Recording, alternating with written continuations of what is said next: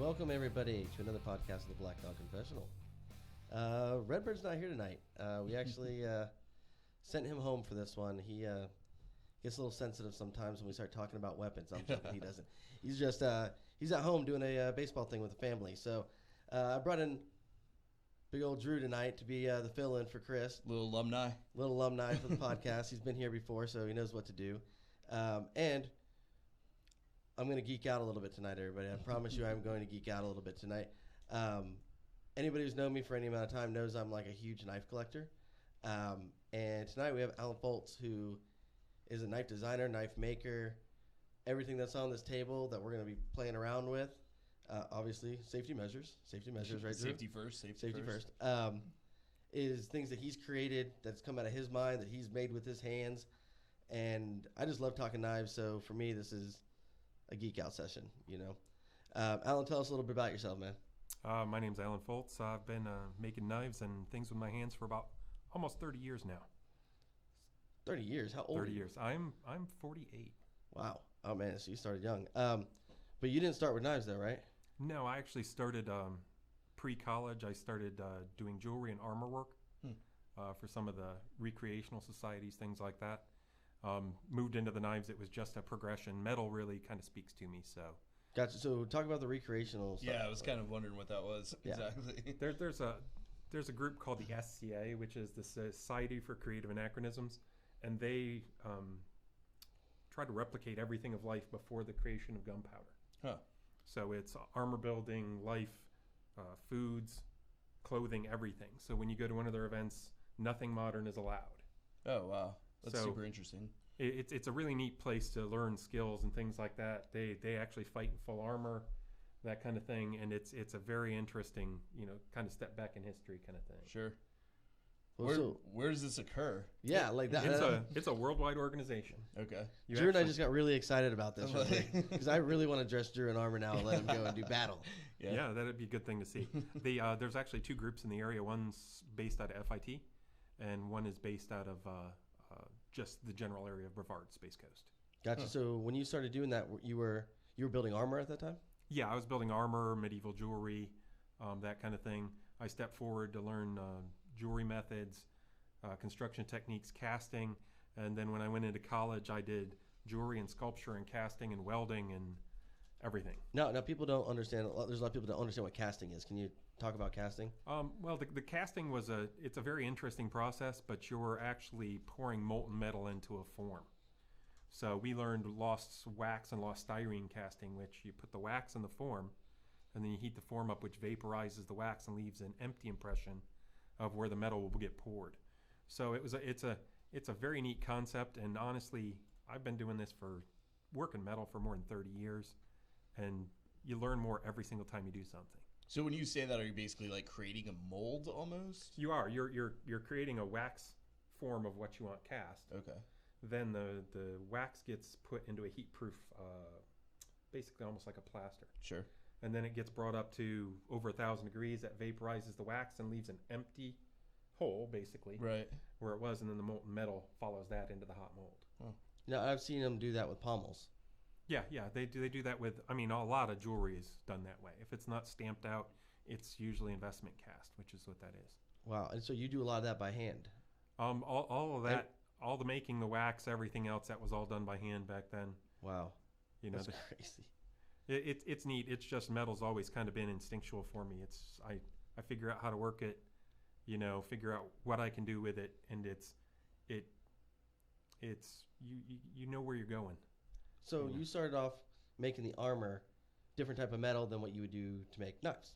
Well, yeah, it's steel, but it's not carbon steel. It's not hardenable most of the time. Most of the time, it's just same stuff your sheet metal in your car is made out of, just a lot thicker and easier to work with. It's different. It's you learn processes in everything I've done that translate into the knives. The nice thing about the knives to me is you're working with all sorts of different materials. You're really kind of refining whatever you can do, whether it's carving or grinding or machining or heat treatment or anything like that. Everything's involved. So. What kind of steels do you like to work with? Personally, I like the Damascus steels, the multi-layered steels, things like that. Now I'm a nerd. and I've been loving my Damascus steel for a very long time. Talk about Damascus steel, because I think the process of making Damascus steel is awesome. Like, just the watching the layering, a layer count that you have in there. Talk about how you make that. Well, a lot of the Damascus here that's on the table in front of you is actually made by people that specialize in that. I've done it before. It's a very, very labor-intensive process. Personally, I like to leave those things up to the people that specialize in it. So, I mean, there's Damascus from 3 different countries right here on the table.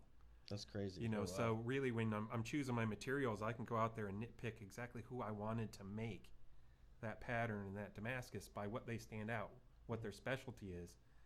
I don't go as far as to make my own anymore because it was so labor intensive. I could have spent the last 30 years just trying to perfect my Damascus game, not my knife making in general. Wow. Now, with there's obviously different types of Damascus. We were talking earlier, raindrop Damascus, there's ladder Damascus. What other styles of Damascus is there? It's unending. I've seen everything from bubble wrap Damascus to scrambled egg pattern to, bacon patterned Damascus. You know, all sorts of different things. It's really endless because it can be manipulated by folding, by stacking the layers, by manipulating the layers in shape and grinding.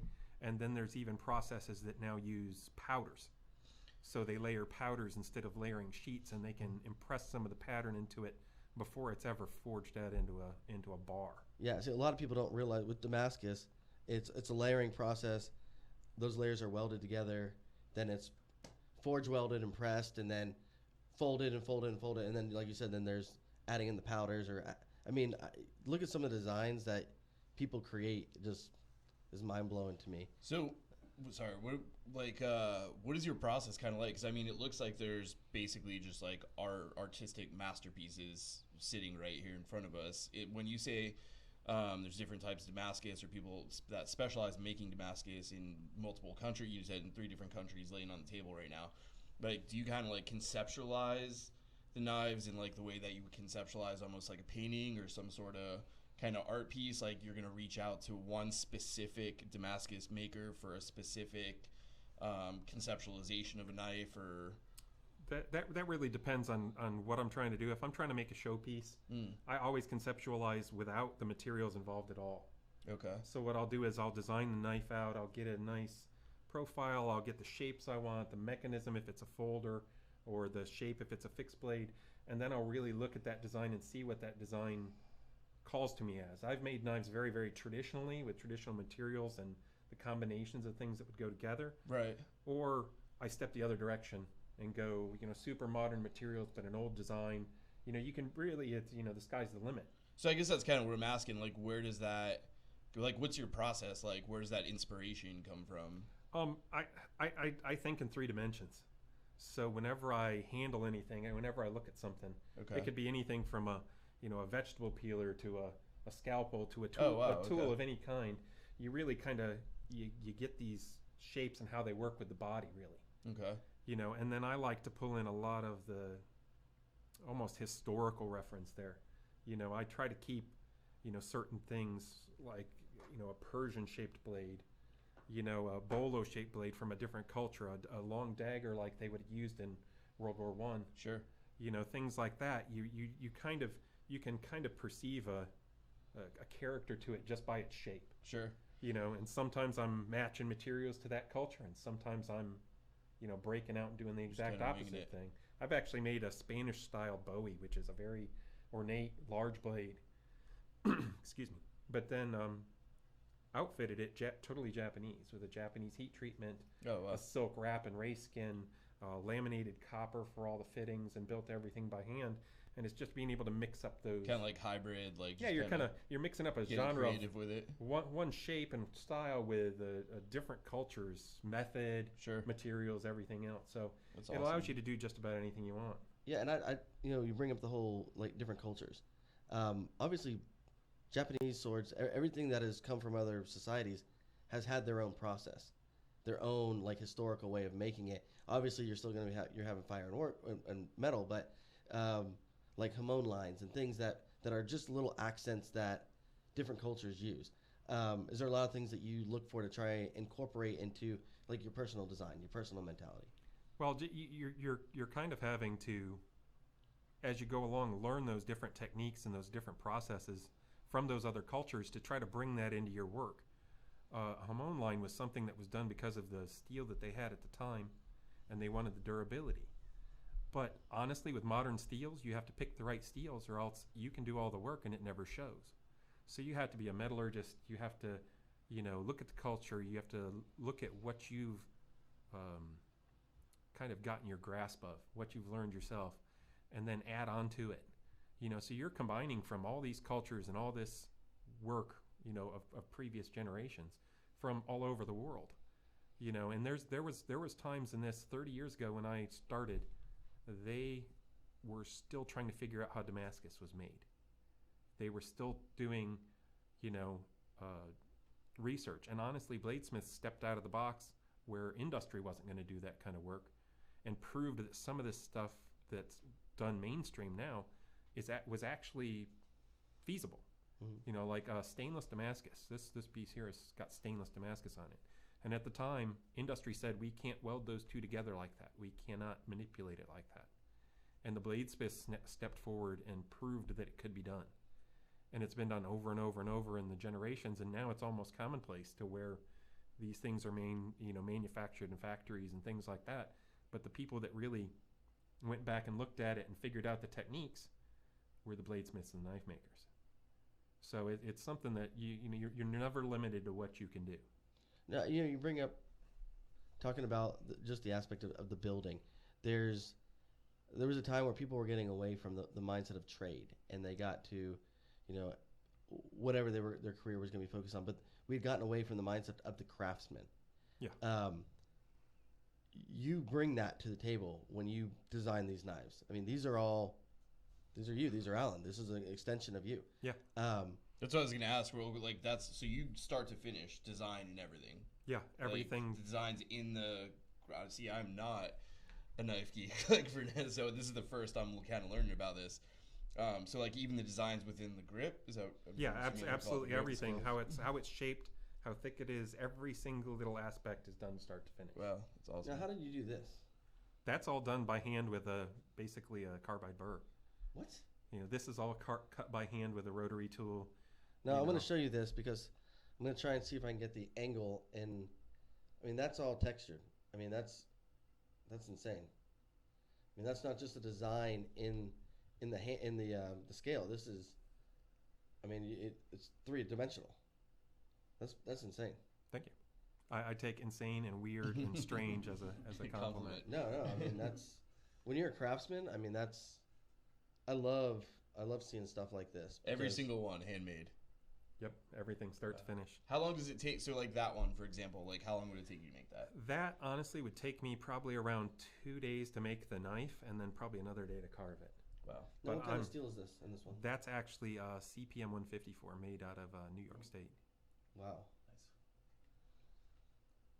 Nice. Wow, that's insane. Now, when you first started off, obviously you were a rookie. Oh yeah. How what'd you start with as a forge? Honestly, it was a steel pipe covered in refractory cement and a vacuum cleaner to blow the air into it. Wow. A big gas burner just made out of pipe fittings and a 20-pound propane tank, and you go from there. It's really you learn as you go, and if it doesn't work, you start over. A buddy of mine did something similar, but he used a Chivas Regals can. Yeah. And that's how he started off. Basically for his heat. I mean, man, I'm looking at this. Your plunge, like what? How did you come up with just your overall design thought process? Like you just sit down and look at history, or is there something that you go, you know what? I wonder if that would look cool, and then you draw it out. I have probably 5,000 folders designed, and that's where my attention really lies now. It's a modern age. It's harder to carry a fixed blade without drawing attention to yourself. So the folder is, to me, the pocket clipped folder is our version of the little slip joint pocket knife that went in your grandfather's pocket. Yep. Yeah. So I try to put my efforts there. Really, the folders start with the mechanism. Everything on the inside gets designed, and then the rest of the design has to revolve around that working mechanism. That makes sense. So it's you're designing engineering first, and then you're going design around it. But from all the years that I've had in jewelry and in other things, you get your own sense of design. Where if I design a 4-inch folding knife with a drop point blade and have another maker design a 4-inch folding knife with a drop point blade, they're never really anywhere close to each other. It's something where the individual's design cues stand out. Your knives should be able to be recognized from 10 to 15 feet away if you're a custom maker. Wow. Now this obviously is liner lock. Yep, liner lock. Liner lock. Yeah, that's. How many do you do? A lot of your knives with this type of locking system? Yes, the liner lock, the frame lock. It's a very versatile system to me. I'm working with a few other makers with some patented designs now, with some different locking mechanisms and things like that. But as far as staying modern, that's pretty much across the board. They're liner locks and frame locks. Got you. Safety aspect of it. Obviously, these pop in. They're pretty good as far as safety. Knife's not going to close on your hand. It depends on how they're designed. A lot of what I do is the lock's only accessible from the edge. The only problem is you're putting your hand in the way of closing it. But what I don't do is I don't put a giant relief here. Mm-hmm. So when you're gripping this knife, the meat of your hand isn't accidentally touching that lock release. It's little design cues. Gotcha. It's just looking at what works and why it works, and just perfecting it as far as you can. Nothing is foolproof. Yeah. I mean, even a fixed blade, you can put enough tension to shatter a blade and cut yourself on the shard. Mm-hmm. But really, it's just taking its weakest point and making sure that is as infallible as you can. It's funny. I carry expensive knives. My wife would tell you that. I could probably pay off a car with all the knives I have. It's all good. It's a great collection to have. About that. Thanks, honey. But I've had guys, be like, "What does it matter if you buy a $250 knife or a $10 knife at the flea market?" And that drives me crazy because just looking at the design, the craftsmanship, the safety aspects of it. I tell people, they're like, "Well, whatever happened if you ever got hurt at work? It wouldn't matter if you had a $200 knife or a $10 knife." I go, "Yes, it would, because if anything ever happened, I would at least be able to say that was a $400 knife." Then it was a good quality craftsman knife. Now, what do you tell people that are like, it doesn't matter what type of knife you have? I mean, I think that's a huge fallacy. Well, honestly, I always tell people, carry what you buy. It doesn't matter if it's a $5 knife to me or $500 or a $5,000 knife. I mean, I've seen knives that, crested $100,000. What? And it's just about the person that's buying it. Honestly, if you're buying custom knives, you're not really, you're in a different league. Yeah. It's hear that, honey? I'm in a different league. It's just what you love. You're buying something that is catered towards you a lot of times, and it's very limited. It's not like, there's knives on this table that are one of a kind. They'll never be made like that again. There's knives on this table that are prototypes and were built to see if I liked how it turned out. It's really just, it's about your personal preference. But the thing is, as long as you carry it, to me, I don't build a lot of knives that are just pure collector. It's to me, there's a difference between buying a knife and putting it in a safe, and buying a knife and carrying it and enjoying it as a tool. Because that's really, when it comes down to it, that's all it is. And functionality. That's what I was just gonna ask about that. Like, what is kind of the functions behind the different knives on the table? It's got a function, and honestly, that's going to depend on what you're trying to do with it. A double-edged dagger is not there to put peanut butter and jelly on your sandwich, but it will. Yeah. So it really comes down to. That's a soundbite, Jesse, right there. That's a soundbite. It really comes down to what you're trying to do, and there's always a knife designed that will work ideally for what you're doing in the way you do it. So long flowing edges for skinning and cutting, that kind of thing. I mean, look at kitchen knives. There's different shapes for a reason. Every one of them's gauged and designed to do something specific better than the rest of the shapes. Now, I obviously I'm looking at what you have here. Do you do like kitchen knives type stuff too? Yeah, kitchen knives are hard to sell because they're sold everywhere. You can get a kitchen knife for $5 at Walmart. A fully functional kitchen knife. I can't touch the materials on something as large as a kitchen knife for $25. Yeah. So I can't sell for $5 what I paid 25 in materials to make. Sure. So it's a hard sell because people see those things as disposable tools. Unfortunately, most people don't know how to sharpen their own knives, let alone their own kitchen cutlery. Yeah. So they almost become use it until it's dull, buy a new one and throw the old one away kind of mentality. And in the custom knife route, that is not an affordable way to do it. Gotcha. You notice, like for me, a good chef's knife. I love a good chef's knife. Not only do they hold their edge a lot longer, but when you resharpen them, it seems to just really grab. Do you do things like that also? Yeah, I have in the past, and what you'll really find is that most kitchen knives, even if they're name brand, $100 kitchen knife, it's still made in a factory with 5 or 6 other lines of knives at the same time, and the repeatability and the performance that you'll get out of that still isn't what it could be. Yeah. I know people that sell kitchen knives in carbon steels and stainless steels, and they're sold by the inch. I mean, they're very, very expensive to get into, but honestly, where you'll see the performance in a modern steel and a very, very close attention to detail is in a kitchen knife. You use it a lot. You put it through things that it really shouldn't do, regularly. And I tell people that all the time. If you have a mother, a sibling, whatever, that likes to cook, buy them one custom kitchen knife. Figure out which knife they use the most.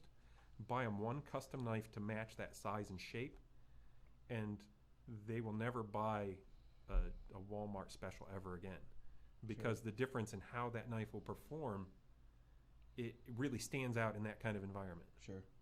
Absolutely. It's interesting when you start collecting customs, because once you feel you can literally hold that knife in your hand and feel the difference between that and a lot of Walmart or Walmart type stuff. The quality and the craftsmanship, the quality and the handle, even the construction of, like, when you start collecting, you start to be able to pay attention to how they do their pins, just in holding the scales on. When you started developing that part of your game, the scales part, doing some of this design, how did you learn how to do that? A lot of trial and error. I think knife makers in general have this innate ability to move on. We obsess about certain things and we keep at it until we, accomplish what we're shooting for. It's also a great group of people, as far as I've been in a lot of little industries over my life, and knife making is one of the few that there isn't competition. So if I see a maker doing something that I'm struggling with, I can step right up to that maker and say, hey, I've been trying to do this.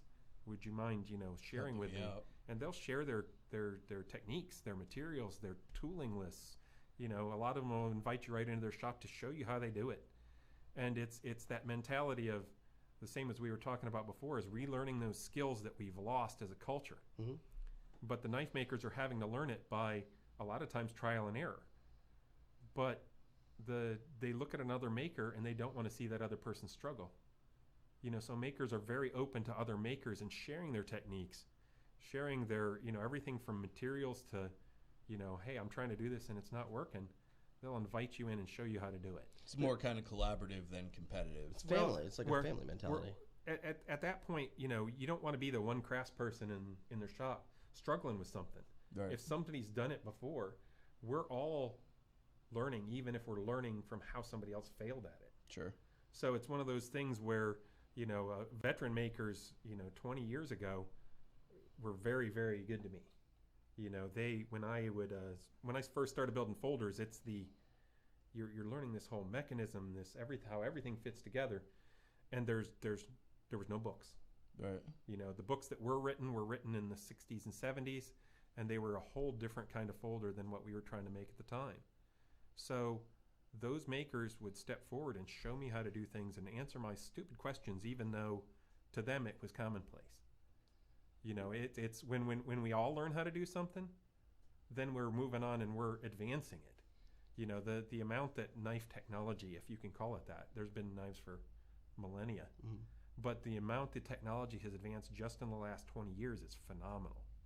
No, one of the things I've noticed, even talking with you before this, um, a lot of the people that are in that craftsman community are willing to the older generation is willing to teach the younger generation because they want to see the craft continue. They want to see the trade develop. They want to see it not get left behind, not be something that becomes forgotten.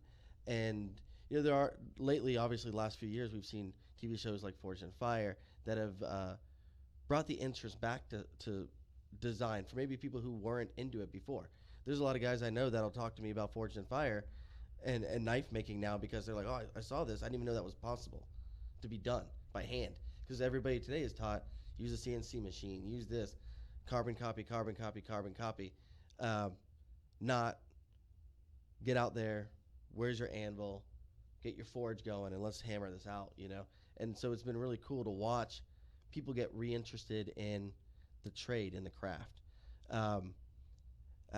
Has that, since we've started to see shows like this pop up, has that changed knife sales for you? Have that changed interest? It's changed a lot of the market because really when you look at it, there's a lot of people that are exposed to it that have never been exposed to it. So there are people that'll say, hey, I can do that in my own garage. What you get is this large surge in makers. But honestly, I've been doing this 30 years, and if I don't learn something with every knife I build, I switch it up. I go to do something else because it's really kind of the growing of the craft for me, not just the being able to manufacture something. Mm-hmm. Sure. What it really does is it puts a lot of makers out there in the market, but not a lot of makers that have the kind of experience that they need to pass that on to another generation. Mm-hmm. That's why you'll look at shows like Forged in Fire and there's 4 competitors and they're doing it 4 completely different ways. Mm-hmm. It's not that any of them are wrong, but you need to master what you know, not just, go out there and throw it into the wind and see what happens. Yeah. Really it's patience and practice and everything else. One thing with that show people a lot of times don't understand is it's been on for 6 years now. Yeah. There's people that go on there with 4 years of experience. All the experience they've had, they've learned from Forged in Fire, which is learning again from other people's mistakes. Mm-hmm. But it's not giving yourself enough time to really figure it out on your own. Absolutely. And I think that's a large mistake recently is makers will go the CNC route or they'll go the Forged in Fire route and they think that's all that there is. They don't push themselves past what they can see and what they can see on the internet. To me, YouTube's another example. It used to be there were no books written on this subject. Right. Now there's makers showing things on YouTube, and honestly, when you look at it, from an established maker's perspective, 90% of what they show you is wrong or dangerous. Right. That's an awesome point because we talk about that just in leadership because Drew and I are both big leadership focused people, and there's a lot of people that when motivational speaking started to be a thing, they were like, oh, I can do that. Yeah. I can be a motivational speaker, but the information that they're giving is pushing people down the wrong path. Yep. I'm a big push. My big thing is reasonable goals and reasonable time frames. I'm not going to tell you you can do a million things all in a week because that's a lie. That's not the truth.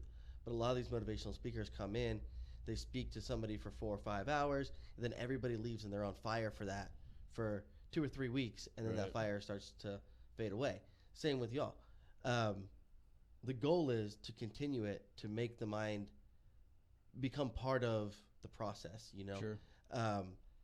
You can't just learn to make knives overnight. Well, growth comes through failure too, right? Yeah. So like the more you fail, the more you're going to grow and the better you're going to become, Yeah. And ultimately there's something to learn through that. I kind of tie it to instinct. What you're trying to do is build your skills to the point where you don't even have to think about it. You know what that's going to do when you do a specific operation. You know, when you've screwed something up, even to that point. But knowing just instinctually when you're doing something right or wrong, just by your previous experiences, is being your own motivational speaker, if that makes any sense. Sure. Absolutely. Sure. You're kind of adding to your own failures, to your own successes, and continuing forward no matter how many times you fail at it. I don't want to know how many knives I threw in a bucket or out the door at a tree. Mm-hmm. I really don't want to know how many I failed at. But the thing is, I always strive forward past that. Sure. And it's the society has changed. Mm-hmm. You know, a lot of people want things taught to them, given to them, passed to them. And this is not something you can just, you know, pick up a pamphlet and all of a sudden you're a knife maker. Well, especially like with the intricacies of what you do too. Like, I mean, I work in mental health and substance abuse, right? And a lot of the things that we talk about are, you know, mindfulness meditation and how to like kind of grow, right? And be one with ourselves and holistically healthy, right? And like, this isn't, you know, the intricacies of like what you're doing have to be, you know, so kind of specific and on point, like that it's almost easy to fail at, right? So, Yeah. you know, it somewhat builds emotional, to me, kind of builds like emotional resilience, right? Like, because it's so intricate and so there's such a process to it that there's gonna be failure, and the more that happens, the better your craft becomes, and you kind of keep moving past and developing and learning. It's funny that you mentioned that as holistic health, because this is my holistic health. Sure. I've only been a full-time maker for the last 10 years. I got unemployed. I got myself put in a position where I had time, and that was it. So I put myself into this even further than I already was the 20 years before it. But for 20 years, I had a full-time job, you know, had you know, house to take care of, you know, everything to take care of, and the knife making was a few hours a week. But I found that if I wasn't creating, if I wasn't pushing myself past these barriers, Sure, that I wasn't happy.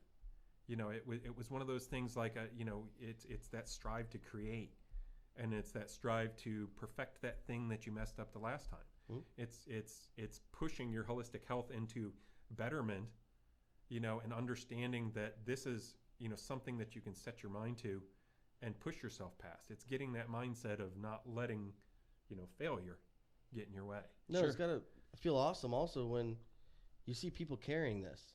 You know, that this, that people not only want what you do, but it's functional and practical for what they need.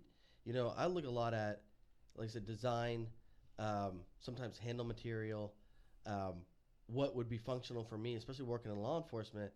What is a practical knife for me? What is not a practical knife?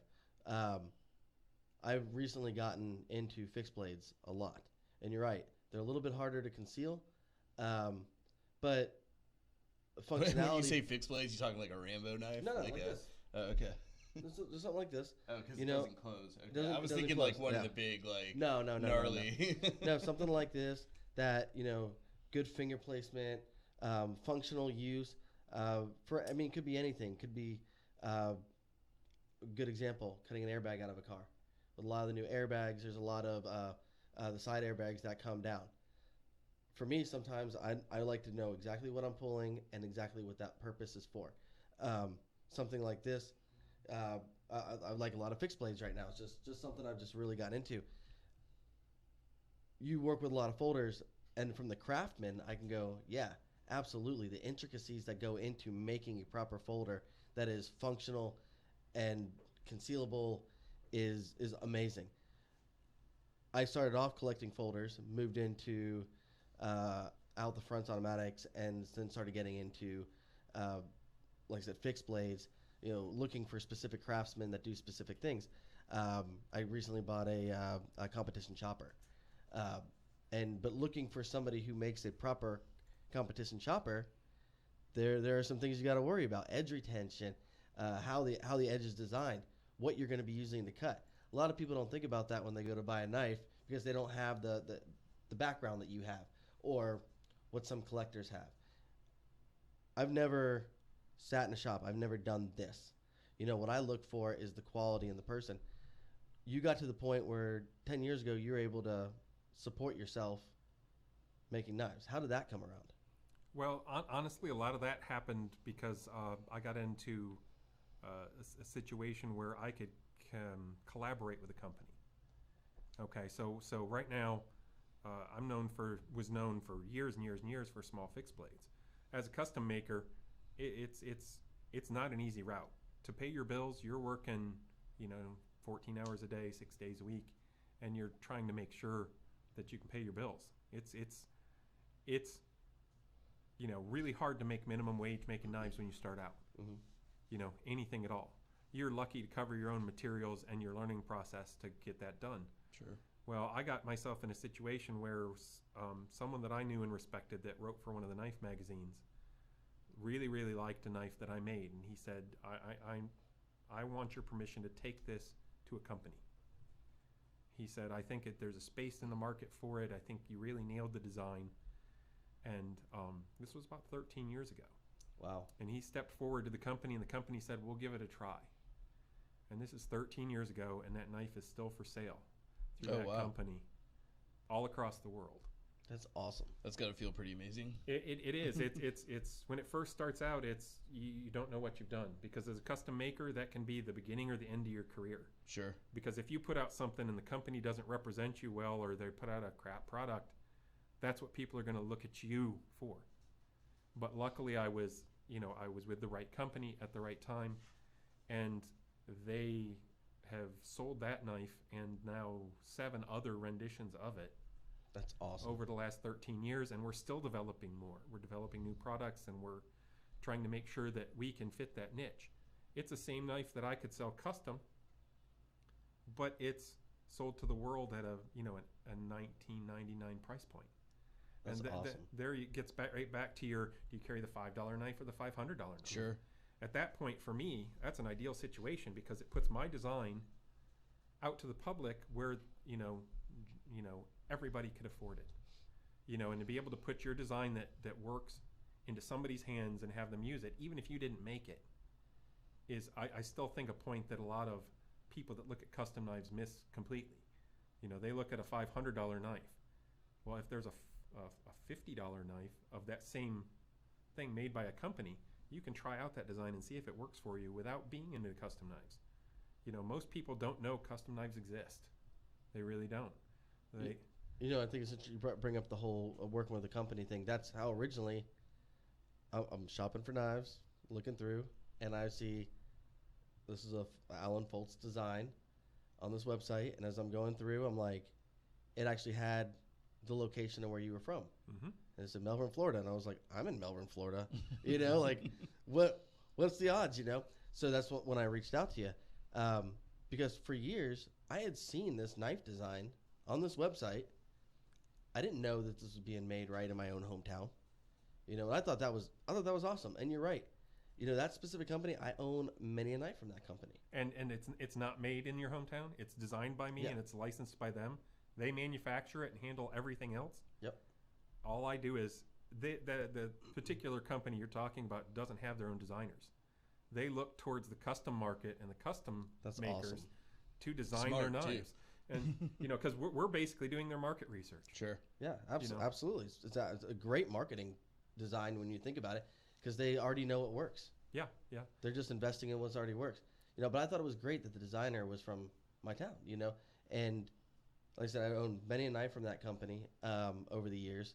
I think I've been carrying one in my left pocket of my uniform pants for 16 years. Still a highly functional knife. I still use it. It's a standard pocket folder, clip in the pocket. But there you go. You're carrying a cheap knife. Yep. And you know what? There's a market for everybody. But it doesn't. To me, it doesn't excuse a well-built and well-designed knife. It's a tool that you're sometimes relying on for your life, or someone else's. Whether it's defense or something else. I think a tool needs to be designed properly and made, even if it's a $5 tool. Sure. So there's the difference between them. If there's a $5 knife that's designed well and it functions properly and it's reliable, I don't think there's anything wrong with it. Well, and that thought process has gotten lost in our society a lot today too. Where when you say whether it's $5 or $500, it should still be functional, still should be made properly. And that's the thing is there's quite a few that you get that are $5 and you go like this, and the whole blade goes snap back and forth. Those are the ones I'm talking about. Those are the cheap knives that scare me.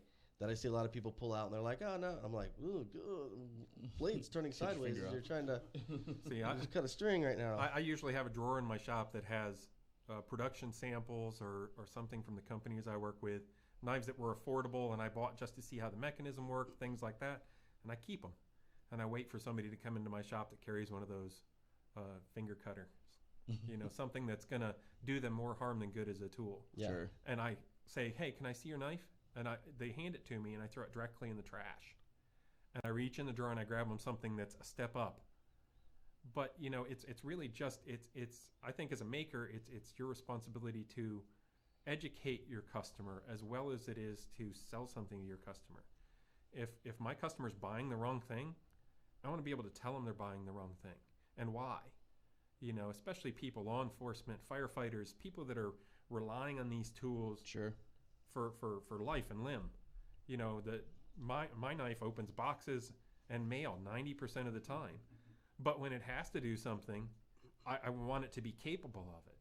You know, so even if a customer comes to me and I think that they're going the whole wrong direction on something that they're trying to order for themselves, I'm not afraid to tell them, because I think as a maker, that's part of my responsibility, is to educate my customers as well as to profit from them. You know, if I profit from somebody and something bad happens, it's on me. Yeah. Plus, you don't want that reputation of being that guy that's just pushing. Well, the reputation at that point is not my problem. My problem is, you know, I don't want harm to come to somebody from a decision that I didn't step in and say, hey, you know, you're going to hurt yourself for somebody else, you know. And really, these are tools.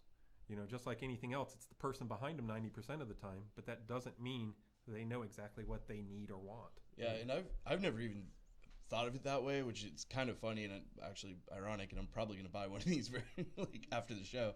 But I mean, I run into, last week, dude, especially in South Florida, for my business, I run into a lot of like dope holes and pull people out, and there's times when I can't like wait for law enforcement to get there or whatever. If someone's in danger, they're about to OD or something, normally I try to get them to meet me across the street or something, or to McDonald's or public place, or, you know, I want kind of cops, but there's sometimes where I just can't, and I can't have a concealed carry, which you don't know my story. So I have a knife, and that's the one thing I have to go in and help this person. Like, if there's some point where my life's in danger or their life's in danger, that's the only thing I have besides my bare hands to protect myself. And I've never even thought about the, you know, not necessarily the functionality of it, because it'll probably work, but if it could break, if it could snap, if it's rickety, if I could cut myself before, so I needed to protect myself, you know what I mean? And now I'm like, if that's making me think about, you know, should I you know, put a little more thought into that, because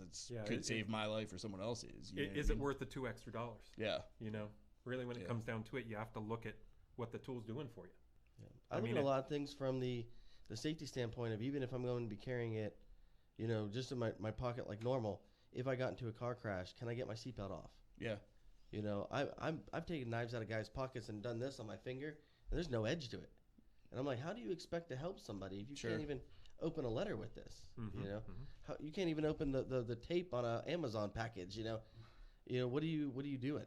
So some of my knives that have sold the best over the years were designed for a particular purpose. So like the little one that I licensed to that company, that was designed because when I was in a canoe or kayak, I couldn't get my pocket knife out of my pocket. I couldn't do it. That's exactly why I started going to. Yeah, so a small fixed blade that was mounted up here to a personal flotation device was my only tool if I was tangled in rope, or I was underneath the mangroves getting caught in monofilament line, or if I had a snake in my boat or anything else. You know, so, you know, just having a tool and being able to access it, knowing that it'll be there and knowing that it'll do what you need it to do is the process. You know, it's just knocking down this won't do this won't do this, and getting those things out of your rotation at all. You need to be able to. I'm a big person on regularity. I've been carrying the same pocket knife in my pocket for 10 years, in the same place, in the same brand of shorts. I can reach down, open it in the dark, and know exactly where the edge is no matter what I do. So I'm big on finding what works for you and sticking with one option, because you get this muscle memory and you get this presence where you know where your tool is, you know how long that blade is, you know the shape of it.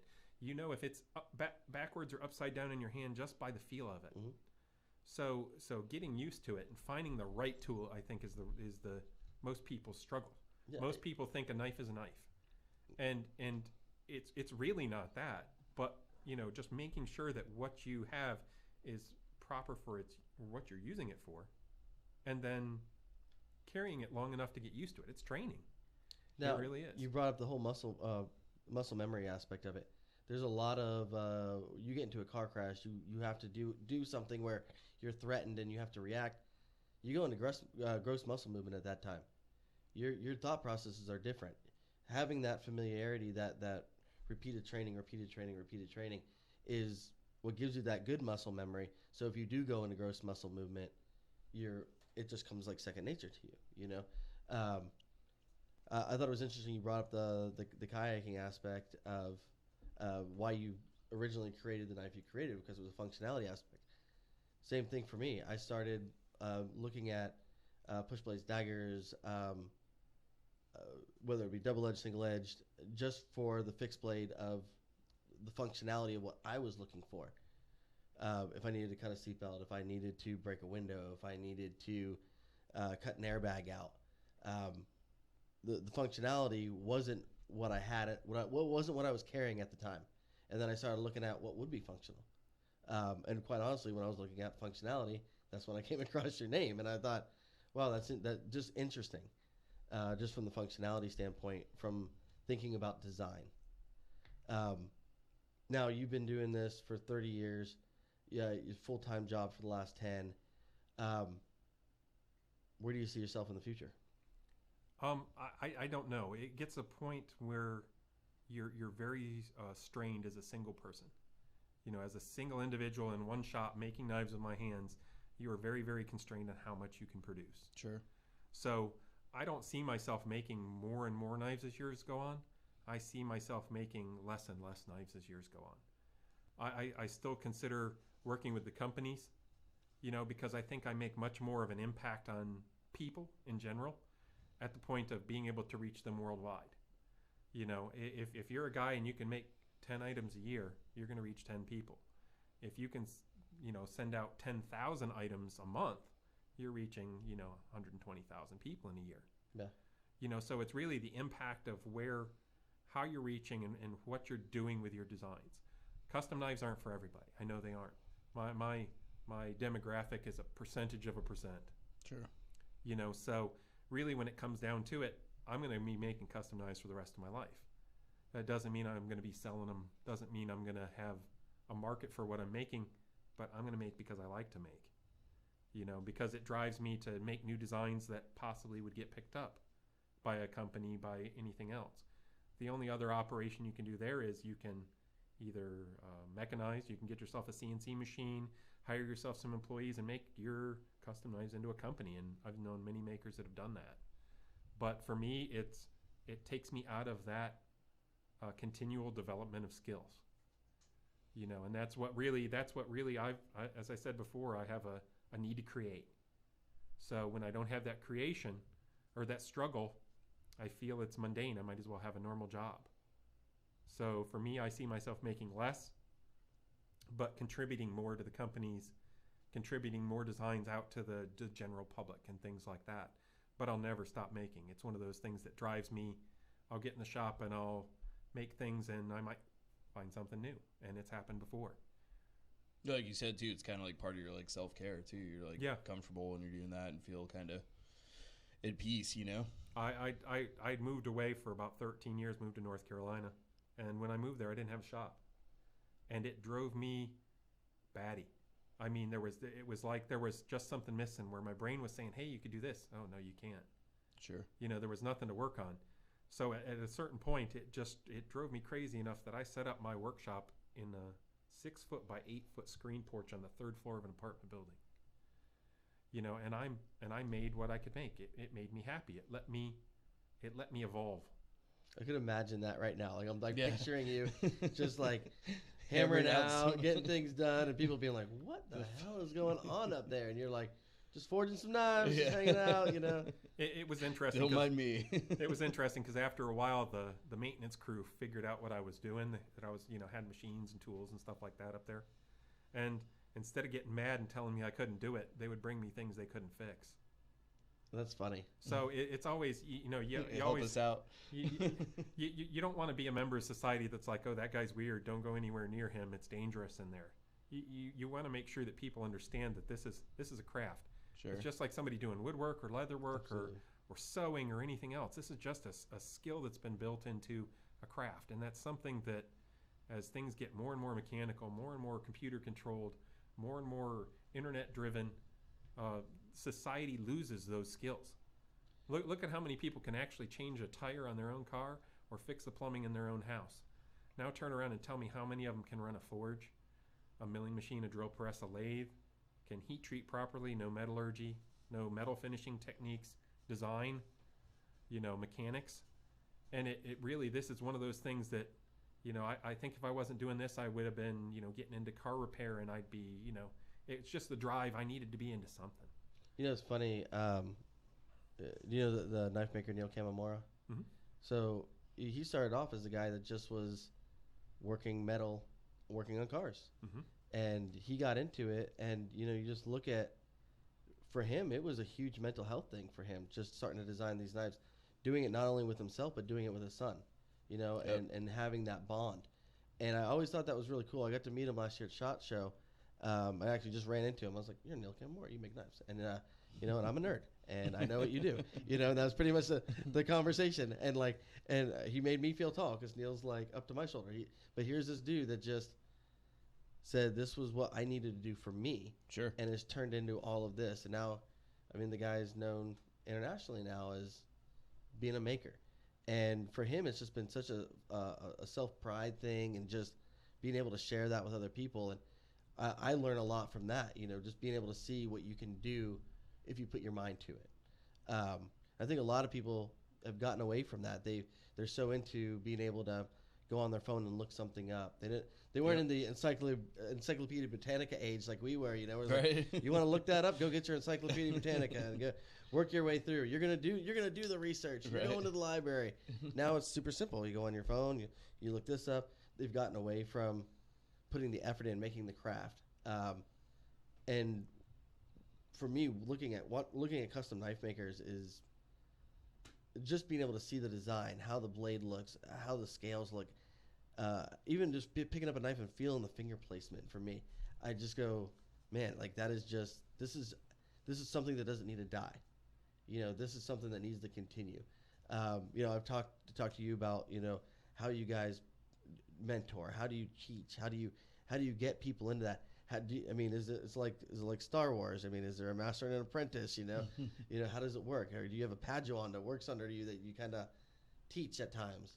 Well, see, there's a group of folks called the American Bladesmith Society, and they have that more Jedi mindset that you're talking about there.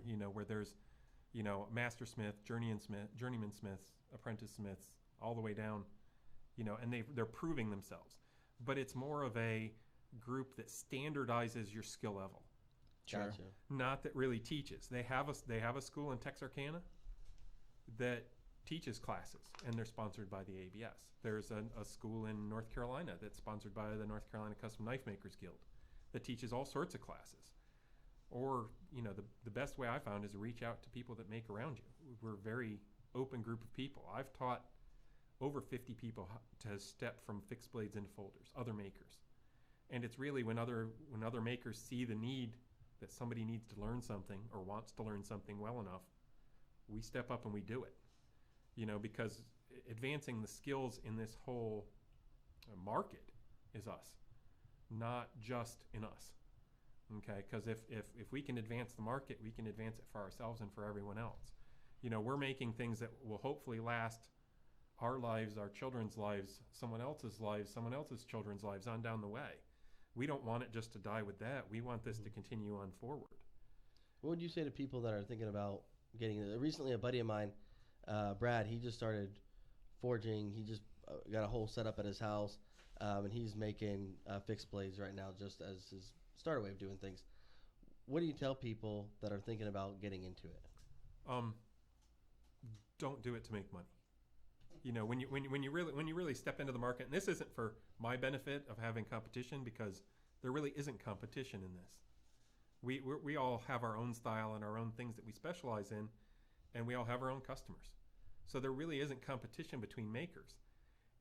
I've seen a lot of makers that step forward and say, I'm going to do this and I'm going to make money at it. I'm going to, make this a job and, everything else. And what they don't understand what the learning curve is like. They don't understand how hard it is when you first start out. They don't understand how many years it really takes to establish your own style and your own place in this market. You might start out and do something completely different than what you make 10 years from then. That I'd never started out making modern styled knives. I made more period pieces, daggers, short swords, axes, that kind of thing, traditional hunting knives. You know, so it's nothing like I do now, but you have to find your place and find where it makes you happy. If this didn't make me happy, there's not enough money in the world to make me do it. You know, this is stuff that you do for the love of it and for the advancement of it, not for pure monetary reasons. I know I see a lot of companies that start out and people that start out as makers that right off the bat, they start off with a CNC machine and know how to program. Mm-hmm. And they might make knives for 5 or 10 years, and then they find out that there's skills that they don't have that their machines are doing for them. You know, I had a gentleman, I think it was 4 years ago at the Blade Show, come up to me and say, wow, that's really cool. I like how you did that. And he said, I wish I could grind knives. And I looked at his name tag, and he just won Best New Maker that year. He doesn't know how to grind knives. So he was using his tools to supplement his skills, to replace them. Gotcha. Not to do things that couldn't be done other ways. Sure. You know, I've always said it all along. We've done experiments with it in different knife groups. That you give a knife maker something to do, and you're going to end up with 12 knife makers with 20 different ways to do it. Mm-hmm. Because we're that way. We try to figure things out on our own and try to figure out how to do things. It's not cut and dry. It's not a YouTube video. Yeah. It's practice, skill, and safety. You know, is what it really is. Finding someone in your area that's an established maker that will take you under their wings and show you the basics will save you years and years and years of learning on your own, because you're learning from someone else's mistakes, not just from your own. You know, it's funny, when I was at SHOT Show this last year, I saw a guy, and he told me, I read his name tag, and I saw where he was from, and he wasn't from too far from here. And he was talking about his knives, and he was showing me pictures and a couple that he had on display.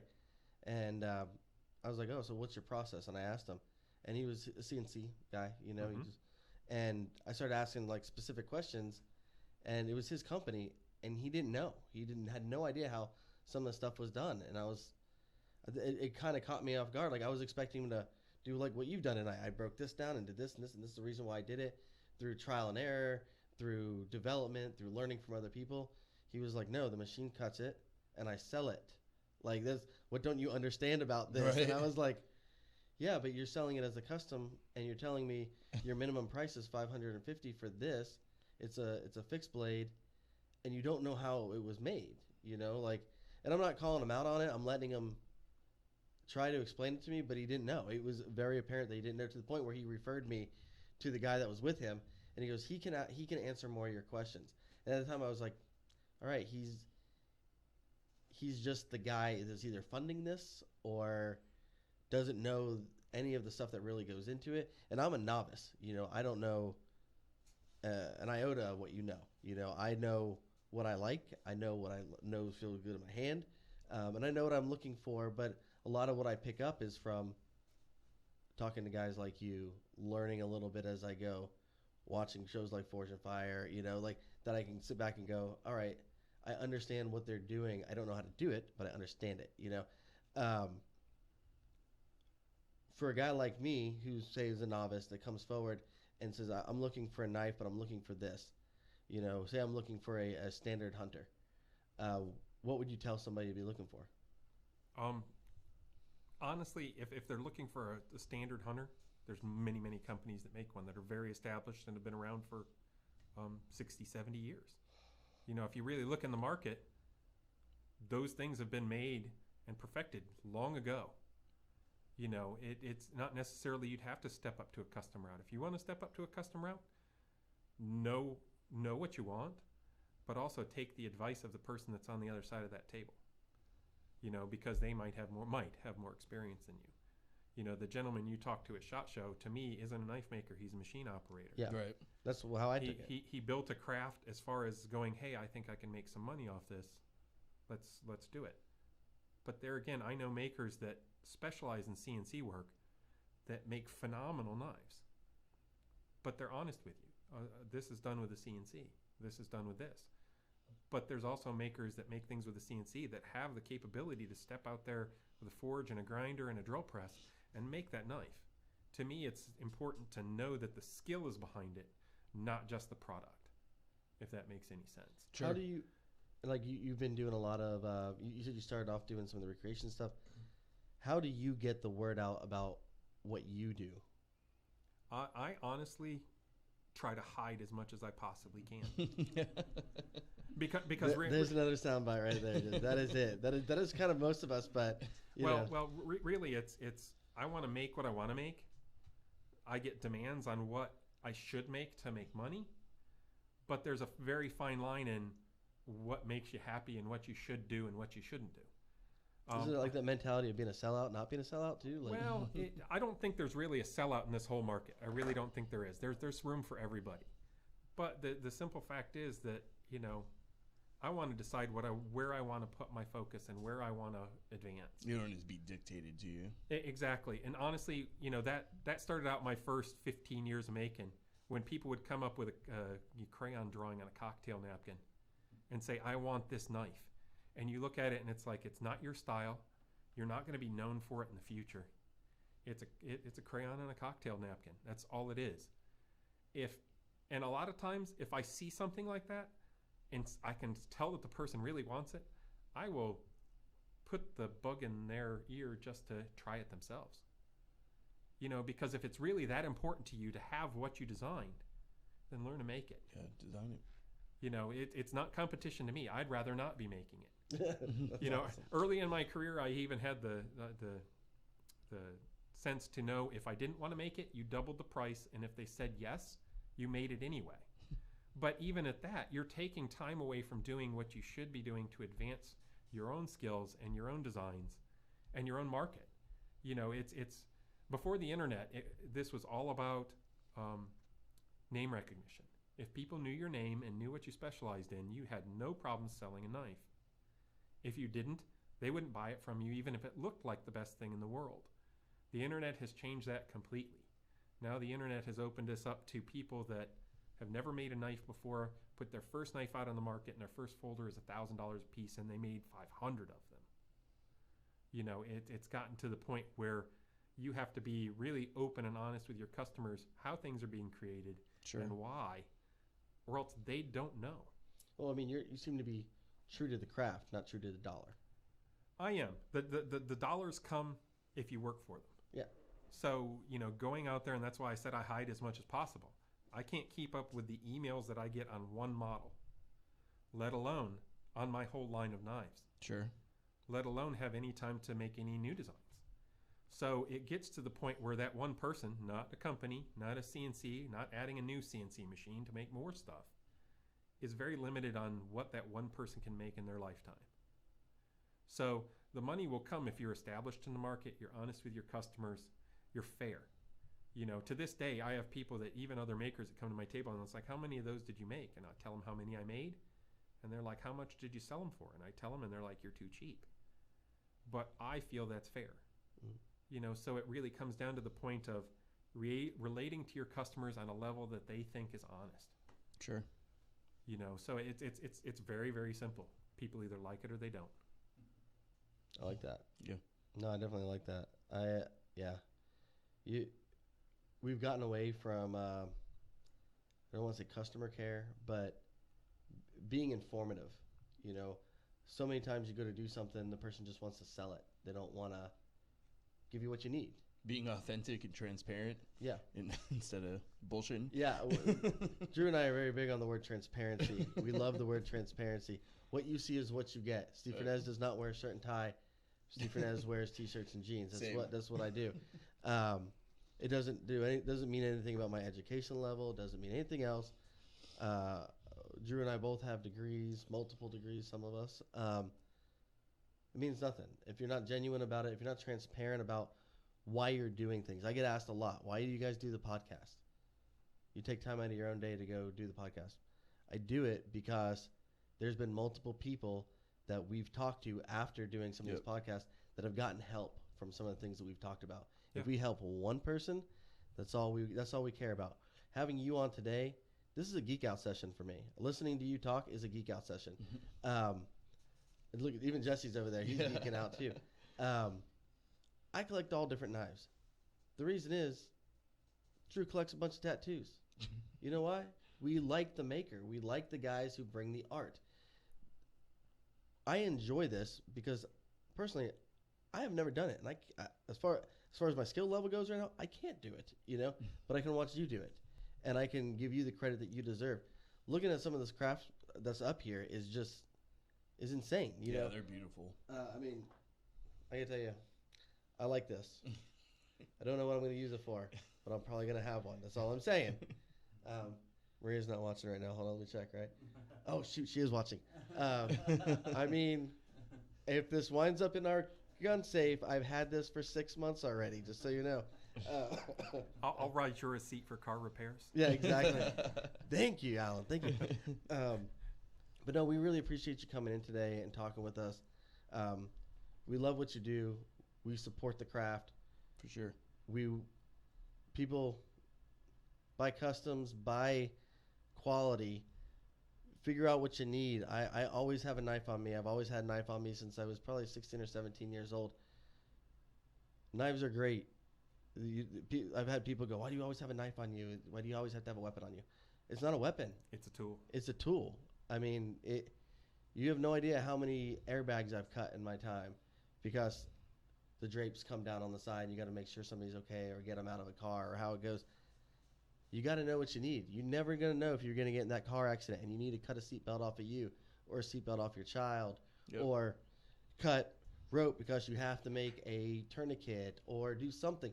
You never know what you're going to need it for. I always tell people, if you're not a gun person, at least carry a knife. At least put something in your purse that if you need to cut something, you got it. I really appreciate everything you do. I really appreciate the craft. Like I said, I'm a huge geek. I've been collecting knives since I was a kid, to me, this is something that is a trade that needs to live on forever. It's a skill that needs to live on forever. It's our heritage. It's how swords were made back in the day that helped free countries and did battle to stop oppression. That's where this all stems from. If you could offer any words of wisdom before you take off, what would you tell people? To the general listener, if you're interested in knives at all, if you like tools at all, seek out a custom show and talk to makers.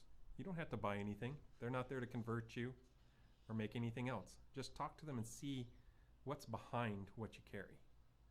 A lot of people are in this, they don't carry. They're in it for the simple love of the craft and what's behind it. And they're one of the most open and accepting group of people that I've ever been involved with in my entire life. That's awesome, man. That is, Drew?